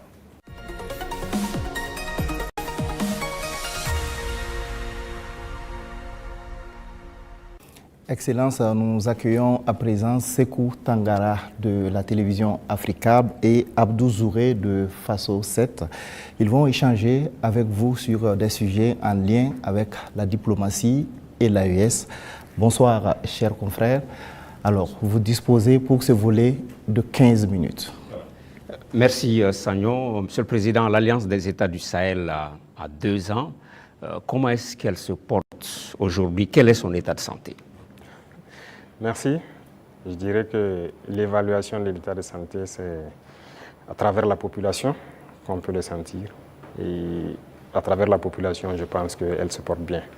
Parce que l'AES n'appartient pas aux dirigeants, l'AES appartient au peuple. Et les peuples ont adhéré. Ça fait que c'est exceptionnel ce qui se passe. L'AES a pu unir, rapprocher les peuples et c'est ça le plus important. Donc on rend grâce à Dieu. C'est un enfant de 2 ans. On a l'impression que la tête est là, les pieds aussi. Mais Monsieur le Président, on a l'impression que les bras ne sont pas encore là. On parle d'agence d'exécution, de maître d'ouvrage. Il était question de transformer l'autorité du Liptako Gourmand en agence d'exécution. À quand est-ce que les populations de l'AES pourront voir ces projets de développement, les projets structurants au bénéfice des populations? Très bien. Je pense que là, c'est une mutation qui est en cours. Ce n'est pas définitif d'abord. Il y a toujours la réflexion, parce que c'est un administrateur provisoire qui est là. Et il faut réfléchir comment on peut la rendre effective en agent d'exécution. Donc c'est une réflexion qui progresse toujours. Parce qu'il ne faut pas faire les erreurs de reconduire les mêmes institutions. Si on se calque sur les mêmes institutions qui ont échoué, ça ne va pas marcher. Et quel type de projet on veut faire pour une population? Qu'est-ce que la LG faisait et qu'est-ce que nous on veut maintenant? La routine, c'est quoi pour certains agents d'exécution ou quoi? C'est de voir les bailleurs de fonds, réunir les financements pour des projets. Mais ça veut dire des prêts pour les populations. Est-ce que c'est ce que nous voulons? Je ne pense pas. Nous partons d'une question endogène. Et si on dit endogénéité, voilà pourquoi la banque d'investissement, si vous remarquez, le prélèvement est fait pour qu'on puisse ravitailler la banque d'investissement. Il faut que si nous voulons qu'elle fonctionne, que si elle a besoin de faire des projets dans l'espace, que la banque puisse a priori financer. Mais si c'est pour constituer une agence et repartir chez les mêmes impérialistes pour aller se mettre à prêter l'argent pour certains projets, peut-être qu'ils n'ont même pas la même vision que nous, ce n'est pas évident. Donc la réflexion est toujours en cours, ce n'est pas définitif. Monsieur le Président, l'AES c'est aussi la lutte contre le terrorisme. Aujourd'hui, où en sommes-nous avec la force conjointe et quelles sont les actions fondamentales qui ont été posées sur le terrain? Alors, la force conjointe, nous avons fait l'architecture comme vous avez pu le voir. Le poste de commandement est installé à Niamey. Et actuellement, il s'agit d'équipement des premières unités. Par exemple, le Burkina Faso, le premier bataillon est prêt. Et les équipements aussi de ce bataillon sont là. Et nous sommes en train de former le deuxième bataillon qui, peut-être dans 2 mois, comme ça, seront prêts. Et chaque pays, le concept est que chaque pays commande les équipements. On a arrêté un format d'équipement que chaque bataillon doit avoir. Donc, il faut les commander pour qu'on puisse les armer.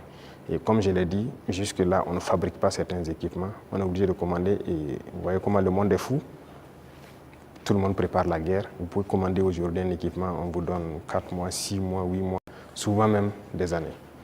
Donc on est obligé de faire avec. Et qui de force conjointe, ça demande une communication importante. Et donc vous comprenez toute la logistique en termes de transmission qu'il y a derrière.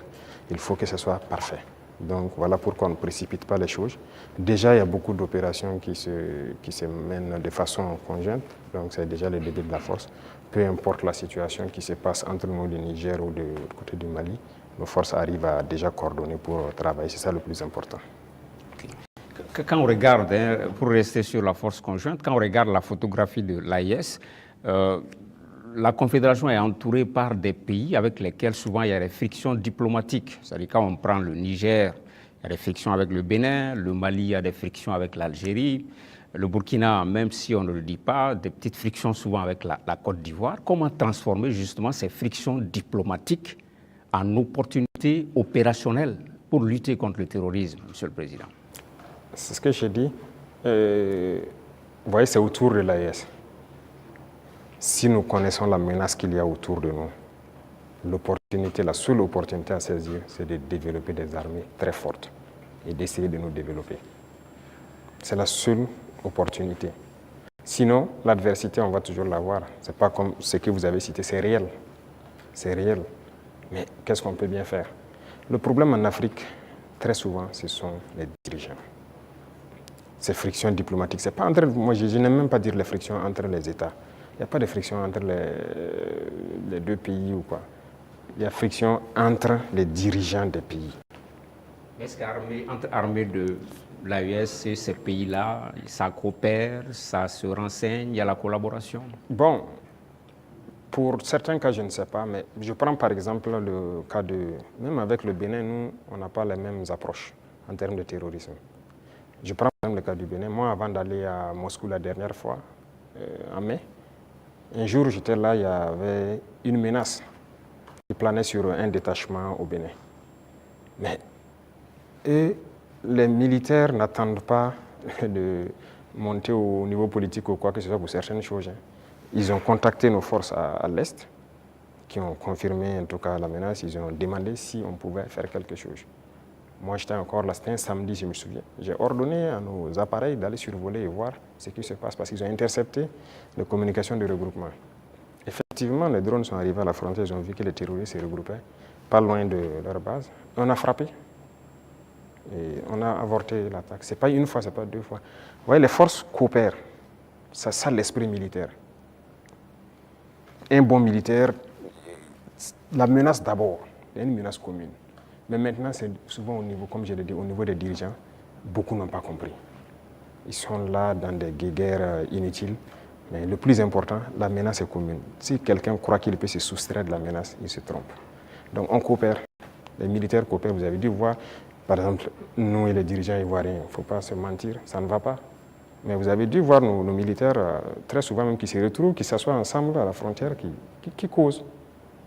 Voilà, ça fait partie. C'est l'occasion de parler des 6 éléments du DARA. Où est-ce qu'on en est? On a entendu les autorités lors d'une conférence de presse, ils en ont parlé. Au niveau du Burkina Faso, comment est-ce que ça se passe? Qu'est-ce qu'ils ont dit? Ils ont franchi la frontière, ils ont été interpellés. Ils sont là. D'accord. Chaque fois que quelqu'un franchit la frontière, il rentre, mène des actions. Que si ce sont des civils, généralement, ceux qui rentrent, qui posent des questions, qui font des enquêtes. Ça, c'est de l'espionnage, en fait. Donc, c'est logique qu'on les arrête et qu'on les entende. C'est comme avant ça, il y avait des gendarmes qui avaient franchi en armes. C'est arrivé 2 fois, il y avait 6 et 2 entre-temps. On les avait arrêtés, on les avait amenés jusqu'à Ouagadougou avec les armes, on les a auditionnés. Mais un jour, le ministre de la Défense m'a dit que son homologue l'a appelé et plaidé si on peut les libérer. J'ai vu les services de renseignement et j'ai dit, bon, écoutez, s'ils ne sont pas rentrés avec une mauvaise intention et tout, fraternité d'armes et tout ça, il faut les libérer. Le même jour, ils ont été libérés. Et nous aussi, nous espérions que les Ivoiriens, il y a des civils burkinabés en prison, qu'ils les libèrent. Malheureusement, c'est 2 ou 3 jours après, on apprend le décès de notre frère en prison. Et les autres qui sont en prison sont toujours en prison. Et même ce sont des civils, des commerçants. Écoutez, ça, c'est pas de la bonne collaboration. Donc, pour les 6 éléments, on attend. On n'a rien reçu d'abord comme approche ou quoi que ce soit. Pourtant, le porte-parole du gouvernement ivoirien a indiqué qu'ils espèrent, qu'ils privilégiaient la voie du dialogue avec le Burkina Faso. Il a dit en conférence de presse le mercredi passé. On les attend. Nous, si on avait privilégié la voie du dialogue, on espérait aussi qu'ils libèrent nos civils innocents et qu'ils viennent. Mais un est mort dans leur prison qui n'est même pas une prison conventionnelle. Donc, écoutez, chacun assume ses actes. Hein. Et nous, on n'a pas l'art de mentir. Ce qui est réel, on le dit. On n'a pas de personne à nous approcher d'abord. Donc la situation est telle qu'elle. Voilà. Les relations entre l'AES et la CEDEAO sont claires, elles sont limpides, c'est la rupture. On se pose des questions par rapport à l'UEMOA. Récemment, lors de la conférence des ministres des Finances de l'UEMOA, il était question que ce soit le Burkina Faso qui préside la conférence des ministres. Ça n'a pas été le cas. Comment est-ce que cette question a été abordée au niveau du collège des chefs de l'État de l'AES? Quelle lecture vous en faites? Non, ce n'est pas surprenant. Nous, on était préparés à ça, ce n'est pas surprenant. Vous voyez, il y a des gens qui se prévalent de gouverner toute l'Afrique de l'Ouest et qui sont les... Ça ne marche pas avec nous. Ça ne marche pas, on les a dit clairement. Moi, j'ai des échanges avec certains chefs d'État, j'ai dit ça ne marche pas. Y a-t-il de quoi quitter l'UEMOA, Monsieur le Président? Mais s'il y a nécessité. Et peut-être on tend vers ça.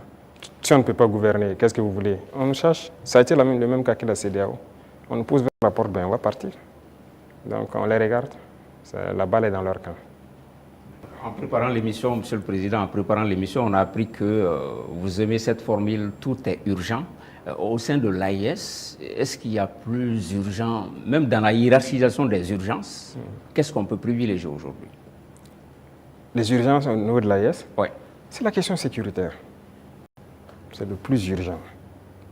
Et vient maintenant la question de développement qui est liée à la question sécuritaire. Il faut qu'on libère nos terres et qu'on sécurise nos populations. Ça, c'est l'urgence absolue. Donc, tout l'effort, toute la concentration, même nos tâches quotidiennes doivent être orientées vers ça. Chaque fois qu'il y a un incident, en tant que chef d'État, on doit être au courant et on doit s'intéresser, on doit trouver des solutions et ainsi de suite. C'est ça qui est le plus important. Et réfléchir constamment, récupérer nos terres, sécuriser, faire en sorte que même dans 100 ans, cette situation n'arrive plus. Monsieur le Président, l'AES, c'est un même peuple, c'est un même destin. On est curieux de savoir comment les autres pays de l'AES perçoivent la révolution burkinabé. Peut-être qu'ils viendront à la révolution. C'est une étape.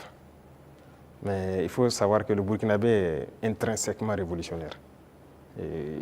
C'est le même peuple par la mentalité actuellement qu'on a réussi à inculquer. Mais fondamentalement, vous-même vous êtes Burkinabé, vous savez que non n'est pas facile. Le Burkinabé est intrinsèquement révolutionnaire. Ça fait que la révolution passe plus facilement. Voilà. Même quand on ne faisait pas la révolution, les gens même réclamaient la révolution. Donc les autres, ils vont aussi proclamer sûrement, j'espère. On n'a pas le choix que de faire une révolution. Sinon, tout autre concept ne marchera pas. Voilà, il faut révolutionner. Ben, merci donc à vous pour ces différentes questions relatives donc à la diplomatie et à l'AES.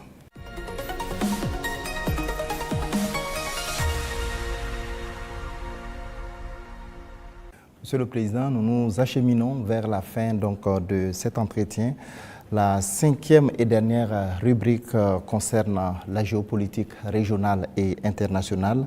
Les questions irrelatives donc, sont portées par Dieudonné Zungrana de Aujourd'hui au Faso et Jules Domsé donc, de Vox Africa. Vous avez pour cette rubrique 15 minutes également. Alors, Excellence, si vous permettez, on va rester toujours en Côte d'Ivoire.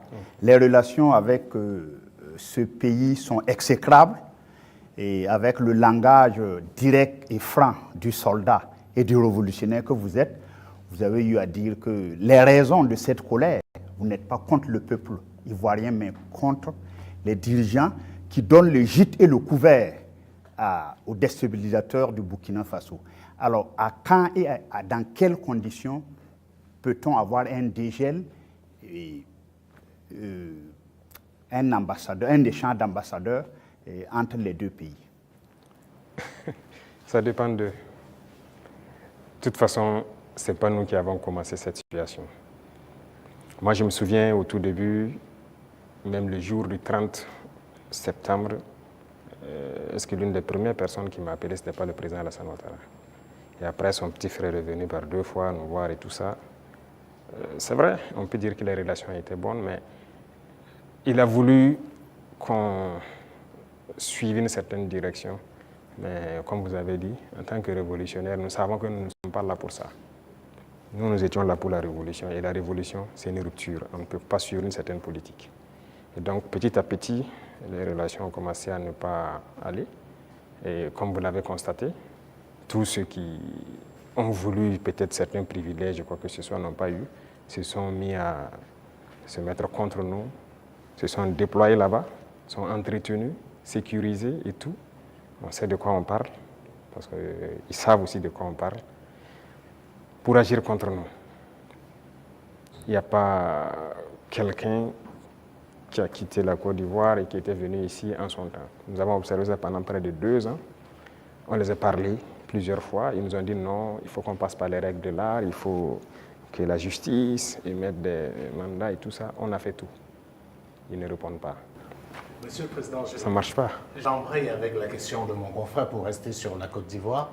Comme vous le savez très bien, la Côte d'Ivoire a une élection présidentielle cette année, dans quelques mois. Est-ce que c'est quelque chose qui vous intéresse? Ça nous intéresse d'autant plus qu'on a beaucoup de compatriotes en Côte d'Ivoire quand même. Et on craint qu'il y ait des violences. Et ça, ce n'est pas forcément la bienvenue. Parce que nous avons vécu malheureusement les années passées aux violences en Côte d'Ivoire avec les opérations Bahiri. Tout le monde a subi ça au Burkina. Aujourd'hui, vraiment, nous ne souhaitons pas qu'il y ait des violences.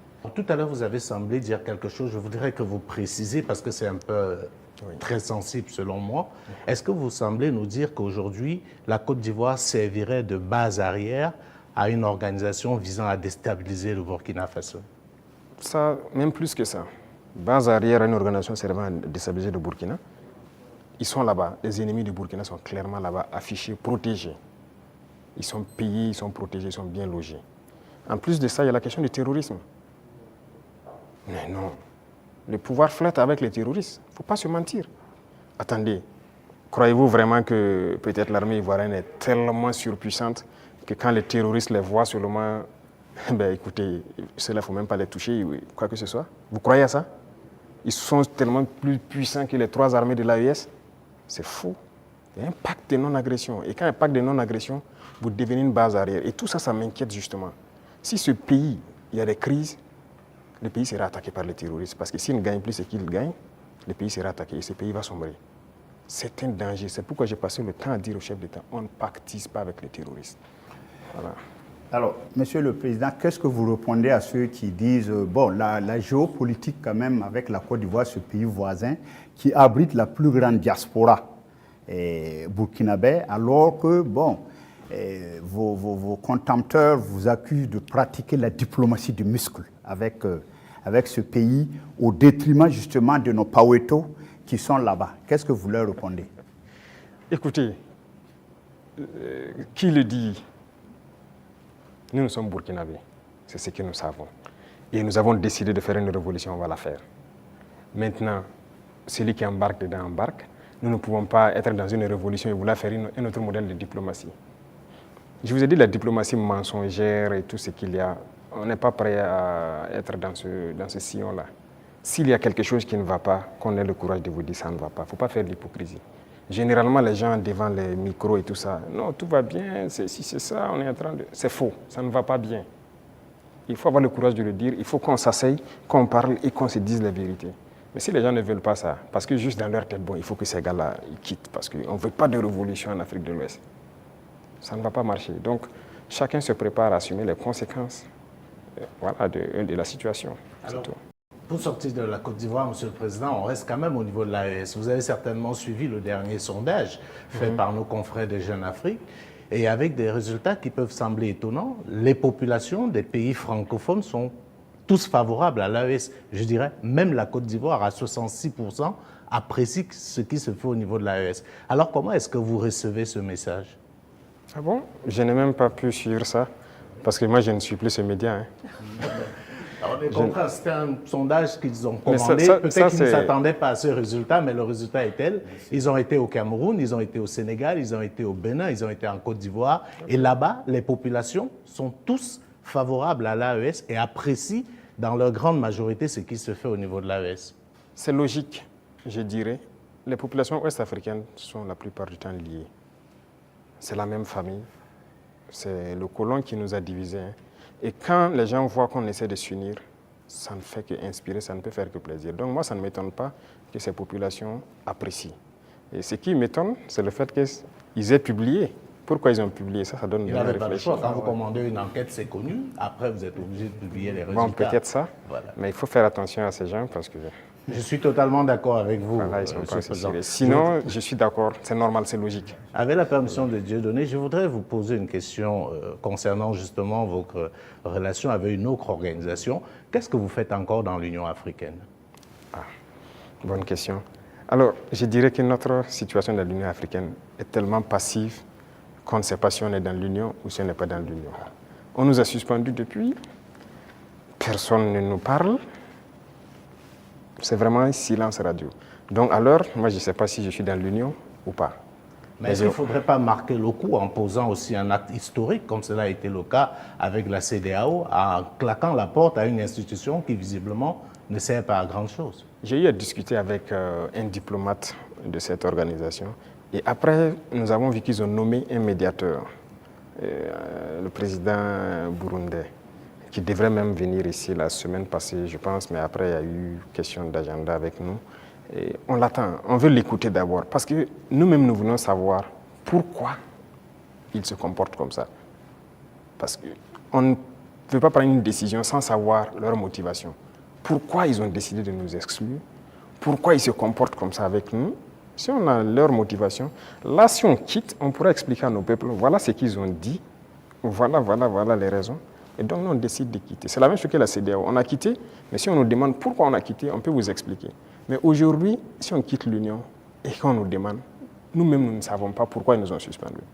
Pourquoi ils se comportent comme ça. Certes, ils ont dit qu'on est anticonstitutionnel, mais au jour d'aujourd'hui, je pense que... Monsieur le Président, vous pouvez aussi quitter parce que vous estimez que c'est une organisation qui travaille contre les intérêts de l'Afrique. Je ne pense pas que l'Union africaine peut être dans une posture révolutionnaire comme celle que vous menez. Non.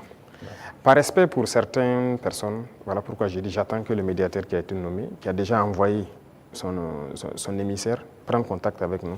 Nous l'attendons. C'est par respect vraiment pour ce président. Nous l'attendons qu'il vienne, qu'on discute, qu'il nous dise ce qu'il y a et nous lui dirons les conclusions de nos débats. Monsieur le Président, on va aller au bord de la mer Noire, en Russie. Alors, la science a l'art de ces instruments. Vous avez fait des études scientifiques. Alors, lors d'un séjour à Moscou, vous avez demandé au patron du Kremlin de nous apprendre à pêcher le poisson au lieu de nous donner le poisson, le transfert des technologies.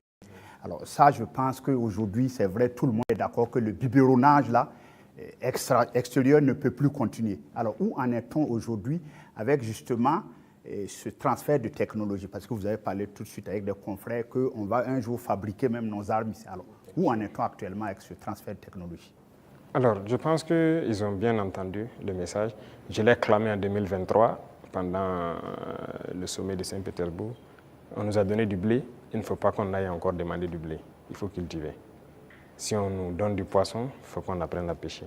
Et je pense que les initiatives qu'on est en train de développer, nous avons demandé donc à la Russie d'offrir un certain nombre de bourses d'études à des étudiants burkinabés pour qu'ils aillent apprendre la science. Ils ont accepté. Donc il y a déjà des gens qui sont partis dans certains domaines pointus. Si vous regardez la création de l'agence atomique, on a déjà des étudiants qu'on a envoyés depuis l'année dernière qui sont en formation sur le domaine atomique, qui est une technologie poussée. Et on va continuer d'en envoyer chaque année. Donc il y a plusieurs autres domaines où nous avons demandé des formations. Ce n'est pas la Russie seulement. Même à la Chine, on a demandé des formations particulières et envoyé des étudiants. En Iran aussi, pareil, on est en train de taper en tout cas tous ceux qui ont pu développer des technologies pour envoyer des étudiants formés. Alors, géopolitiquement, bon, le capitaine président Ibrahim Traoré aujourd'hui a mis le Burkina sur orbite, comme à l'époque un Sanka. Qu'est-ce que ça vous fait aujourd'hui? Bon, un pays comme le Burkina, bon, certains disent un petit capitaine. Qu'est-ce que ça vous fait géopolitiquement aujourd'hui d'être au pinacle? Écoutez, est-ce que vous avez toujours la tête sur les épaules? On a forcément la tête sur les épaules. C'est une charge. De voir, c'est une mission globale qui nous a été confiée. De voir que tout le monde entier s'intéresse au Burkina, je ne dirais pas une pression, mais c'est une charge. Et c'est une responsabilité. Et on doit de l'assumer avec toute la concentration nécessaire. On n'a pas le droit de faillir. Qu'on le veuille ou pas, nous allons aller dans le sens des peuples. Parce que c'est eux qui ont fait valoir cela. Donc, on l'a vu, le Burkina est vraiment en orbite, comme vous le dites. Et nous travaillons à maintenir le Burkina dans cette posture, à être le pays des hommes intègres, à être le pays modèle, à être le pays qui va quitter cette situation de sous-développement, être dans quelques années un pays très développé, faire un miracle, parce que c'est ce à quoi les gens aspirent. Et aussi pouvoir donner notre part de voix et de tout ce qu'il y a, voilà, pour le bonheur du monde, si je peux dire. Depuis que vous êtes chef d'État, vous voyagez très peu. Oui. Le seul pays en Afrique où vous êtes allé, c'est probablement la Russie, si je ne m'abuse. Et on a vu vos homologues africains aux États-Unis, avec une sorte de photo de classe, avec le président Trump. Et je vous donne un commentaire d'un ami à moi qui me disait « Le capitaine Traoré n'aurait jamais accepté ça ». Est-ce que c'est vrai? Écoutez, moi je voyage peu, comme vous l'avez dit. Et je suis parti en Russie 2 fois, mais pour des objectifs bien précis. Il se peut que j'aille vers d'autres partenaires pour des objectifs bien précis. À part ça, je ne compte pas aller faire le tour du monde comme les autres le font. Parce que pour moi, il faut rester concentré, travailler pour son pays. Le président Trump lui-même, il a dit « America first ». C'est l'Amérique d'abord, il travaille pour les intérêts des Américains. Et donc moi, je travaille pour les intérêts des Burkinabés. Si je n'ai pas d'intérêt là-bas, qu'est-ce que je vais aller faire? Alors, l'un des grands sujets géopolitiques actuels, c'est bien sûr le conflit israélo-palestinien. On voit des États prendre de plus en plus position. On a vu des États occidentaux, européens, pour ne pas les nommer, dire qu'ils vont reconnaître, et c'est un signe fort, l'État palestinien. Mais comme d'habitude, l'Afrique est quasiment silencieuse. Elle est dans la position attentiste. Est-ce que vous, du Burkina, vous pouvez donner une position qui permet de comprendre un peu ce que pense l'Afrique par rapport à ce qu'on est en train de vivre aujourd'hui dans la bande de Gaza? Je ne peux pas vous donner une position qui permet de voir ce que pense l'Afrique. Certains Africains, ou certains dirigeants africains. Parce que beaucoup de dirigeants africains ont une autre manière de voir les choses. C'est le malheur de l'Afrique, si je peux le dire, on n'est pas unis. On ne voit pas de la même manière. Certains ont peur, certains on les met liés, certains sont là pour les intérêts d'autres personnes. Écoutez, l'Occident a amené des gens qui ont grandi chez eux, tout faire chez eux, venir les mettre chefs d'État en Afrique. Donc c'est eux qui contrôlent tout ça. Et donc l'Afrique ne peut pas avoir une opinion. Mais je sais qu'au fond de tout un chacun, personne n'aimerait voir ce qui se passe là-bas, se passer chez lui. Mais malheureusement, sur le continent africain, il y a une situation pareille. Au Congo, qu'est-ce qu'on fait même pour le Congo? En République démocratique du Congo. Ça fait combien de millions de morts? Depuis combien de temps? Nous-mêmes, nous sommes en guerre. Est-ce que vous avez vu des pays africains même porter la voix pour le Burkina depuis les 10 années passées? C'est rare. C'est rare. Donc, l'Africain a ce problème-là. Pendant que quand vous voyez en Europe, ils ont un problème. Tout le monde est uni, les gens arrivent à rapidement trouver des solutions. Les États-Unis, c'est pareil. Mais l'Afrique a ce problème. Vous voyez, ça fait 10 ans que nous on se bat. Vous n'avez pas entendu quelqu'un porter la voix du Burkina au niveau des institutions internationales et quoi que ce soit, ni le Mali, ni le Niger. Nos populations meurent, ce n'est pas leur problème. Congo, ça meurt, ce n'est pas notre problème. La dernière fois, j'ai essayé dans une de mes paroles d'essayer de parler pour que... Ça fait combien de millions de morts? Le Soudan, regardez comment il se déchire. Il y a beaucoup de conflits sur notre sol déjà et on n'arrive même pas à porter la voix. Donc, comment on va aller porter la voix des autres? Donc, il faut que nous, Africains, on se lève. Est-ce que le Burkina peut reconnaître un État palestinien? Est-ce que le Burkina est prêt à reconnaître l'État palestinien? Pourquoi pas? C'est un État. C'est un État. Pourquoi on ne va pas reconnaître un État palestinien? Non, moi, ce qui se passe, c'est très grave. Je pense que l'État palestinien existe et doit exister. Sinon, cette guerre ne finira jamais. Là où nous partons, ça ne finira jamais. pendant que vous croyez que ça va finir, ça reprend de plus belle. Et on va continuer comme ça. Mais je pense aussi qu'il y a beaucoup de parts de responsabilité des pays autour là-bas, parce que c'est leur région et les gens doivent pouvoir donner la voix pour trouver une solution à ce conflit. Voilà. Et quant à nous, on continue de se battre ici. L'État burkinabé qui doit demeurer, c'est ça qui est le plus important. Et on se bat pour notre État burkinabé. Voilà, Monsieur le Président, nous sommes donc au terme de ces 90 minutes face à la presse. Merci pour votre disponibilité et merci pour cette belle opportunité offerte à la presse nationale et internationale. Mais avant de nous séparer, Monsieur le Président, est-ce que vous avez un message particulier à l'endroit du peuple burkinabé à l'orée du 3e anniversaire de votre accession à la magistrature suprême? Pour le peuple burkinabé, ça fait 3 ans que nous sommes là et qu'on chemine. Et j'ai d'abord des mots de remerciement. Des remerciements du fond du cœur. Parce que le peuple est resté concentré. Concentré pour écouter le message qu'on a véhiculé. Parce que l'une des armes importantes que nous avons utilisées, c'est aussi la communication. Et parce que nous avons compris que les impérialistes ont toujours utilisé la communication pour détruire l'Afrique. Parce que tout ce qui se passe comme conflit, ce sont des manipulations. Ce sont des manipulations. Regardez, je prends encore le cas du Soudan. 2 groupes sont manipulés par des puissances. Faudrait-il pas à un moment donné qu'on se parle, on s'assoit, on exploite nos ressources ensemble, on fait vivre nos populations, on va continuer à se déchirer? Tout ce qui s'est passé comme assassinat de leaders politiques en Afrique, les guerres et tout, c'est à travers la communication qu'on a manipulé. Et la communication est très importante. Et ça, le peuple burkinabé a été concentré pour percevoir le message. Et nous continuerons de communiquer pour les faire comprendre ce que nous faisons et vers où nous partons. Ça, c'est le plus important. Deuxième chose, je remercie Dieu aussi, qui a permis à ce que nous puissions, en tout cas malgré la guerre, poser des actes et communiquer sur ces actes pour que le peuple comprenne qu'un lendemain meilleur est possible. L'espoir est permis. Et tant que les gens garderont cet espoir, on va y arriver au point où nous souhaitons. Et la dernière chose, c'est cette situation sécuritaire qui est là, de rassurer que la guerre va finir au Burkina Faso. Nous vivrons en paix, nous ferons ce que nous avons à faire de nos richesses et nous allons nous développer. Ça, c'est une certitude. Le rêve que nous avons pour le Burkina Faso, nous allons l'accomplir. Nous continuerons les derniers bastions importants du terrorisme, nous allons continuer à les conquérir, comme ce qu'on a pu faire en 2025 avec cette grande vallée qui était un gros réservoir économique pour les terroristes que nous avons récupéré. Il y a plusieurs autres endroits où l'orpaillage terroriste continue et tout, pour les ravitailler. Nous allons récupérer toutes ces zones et l'espoir est permis.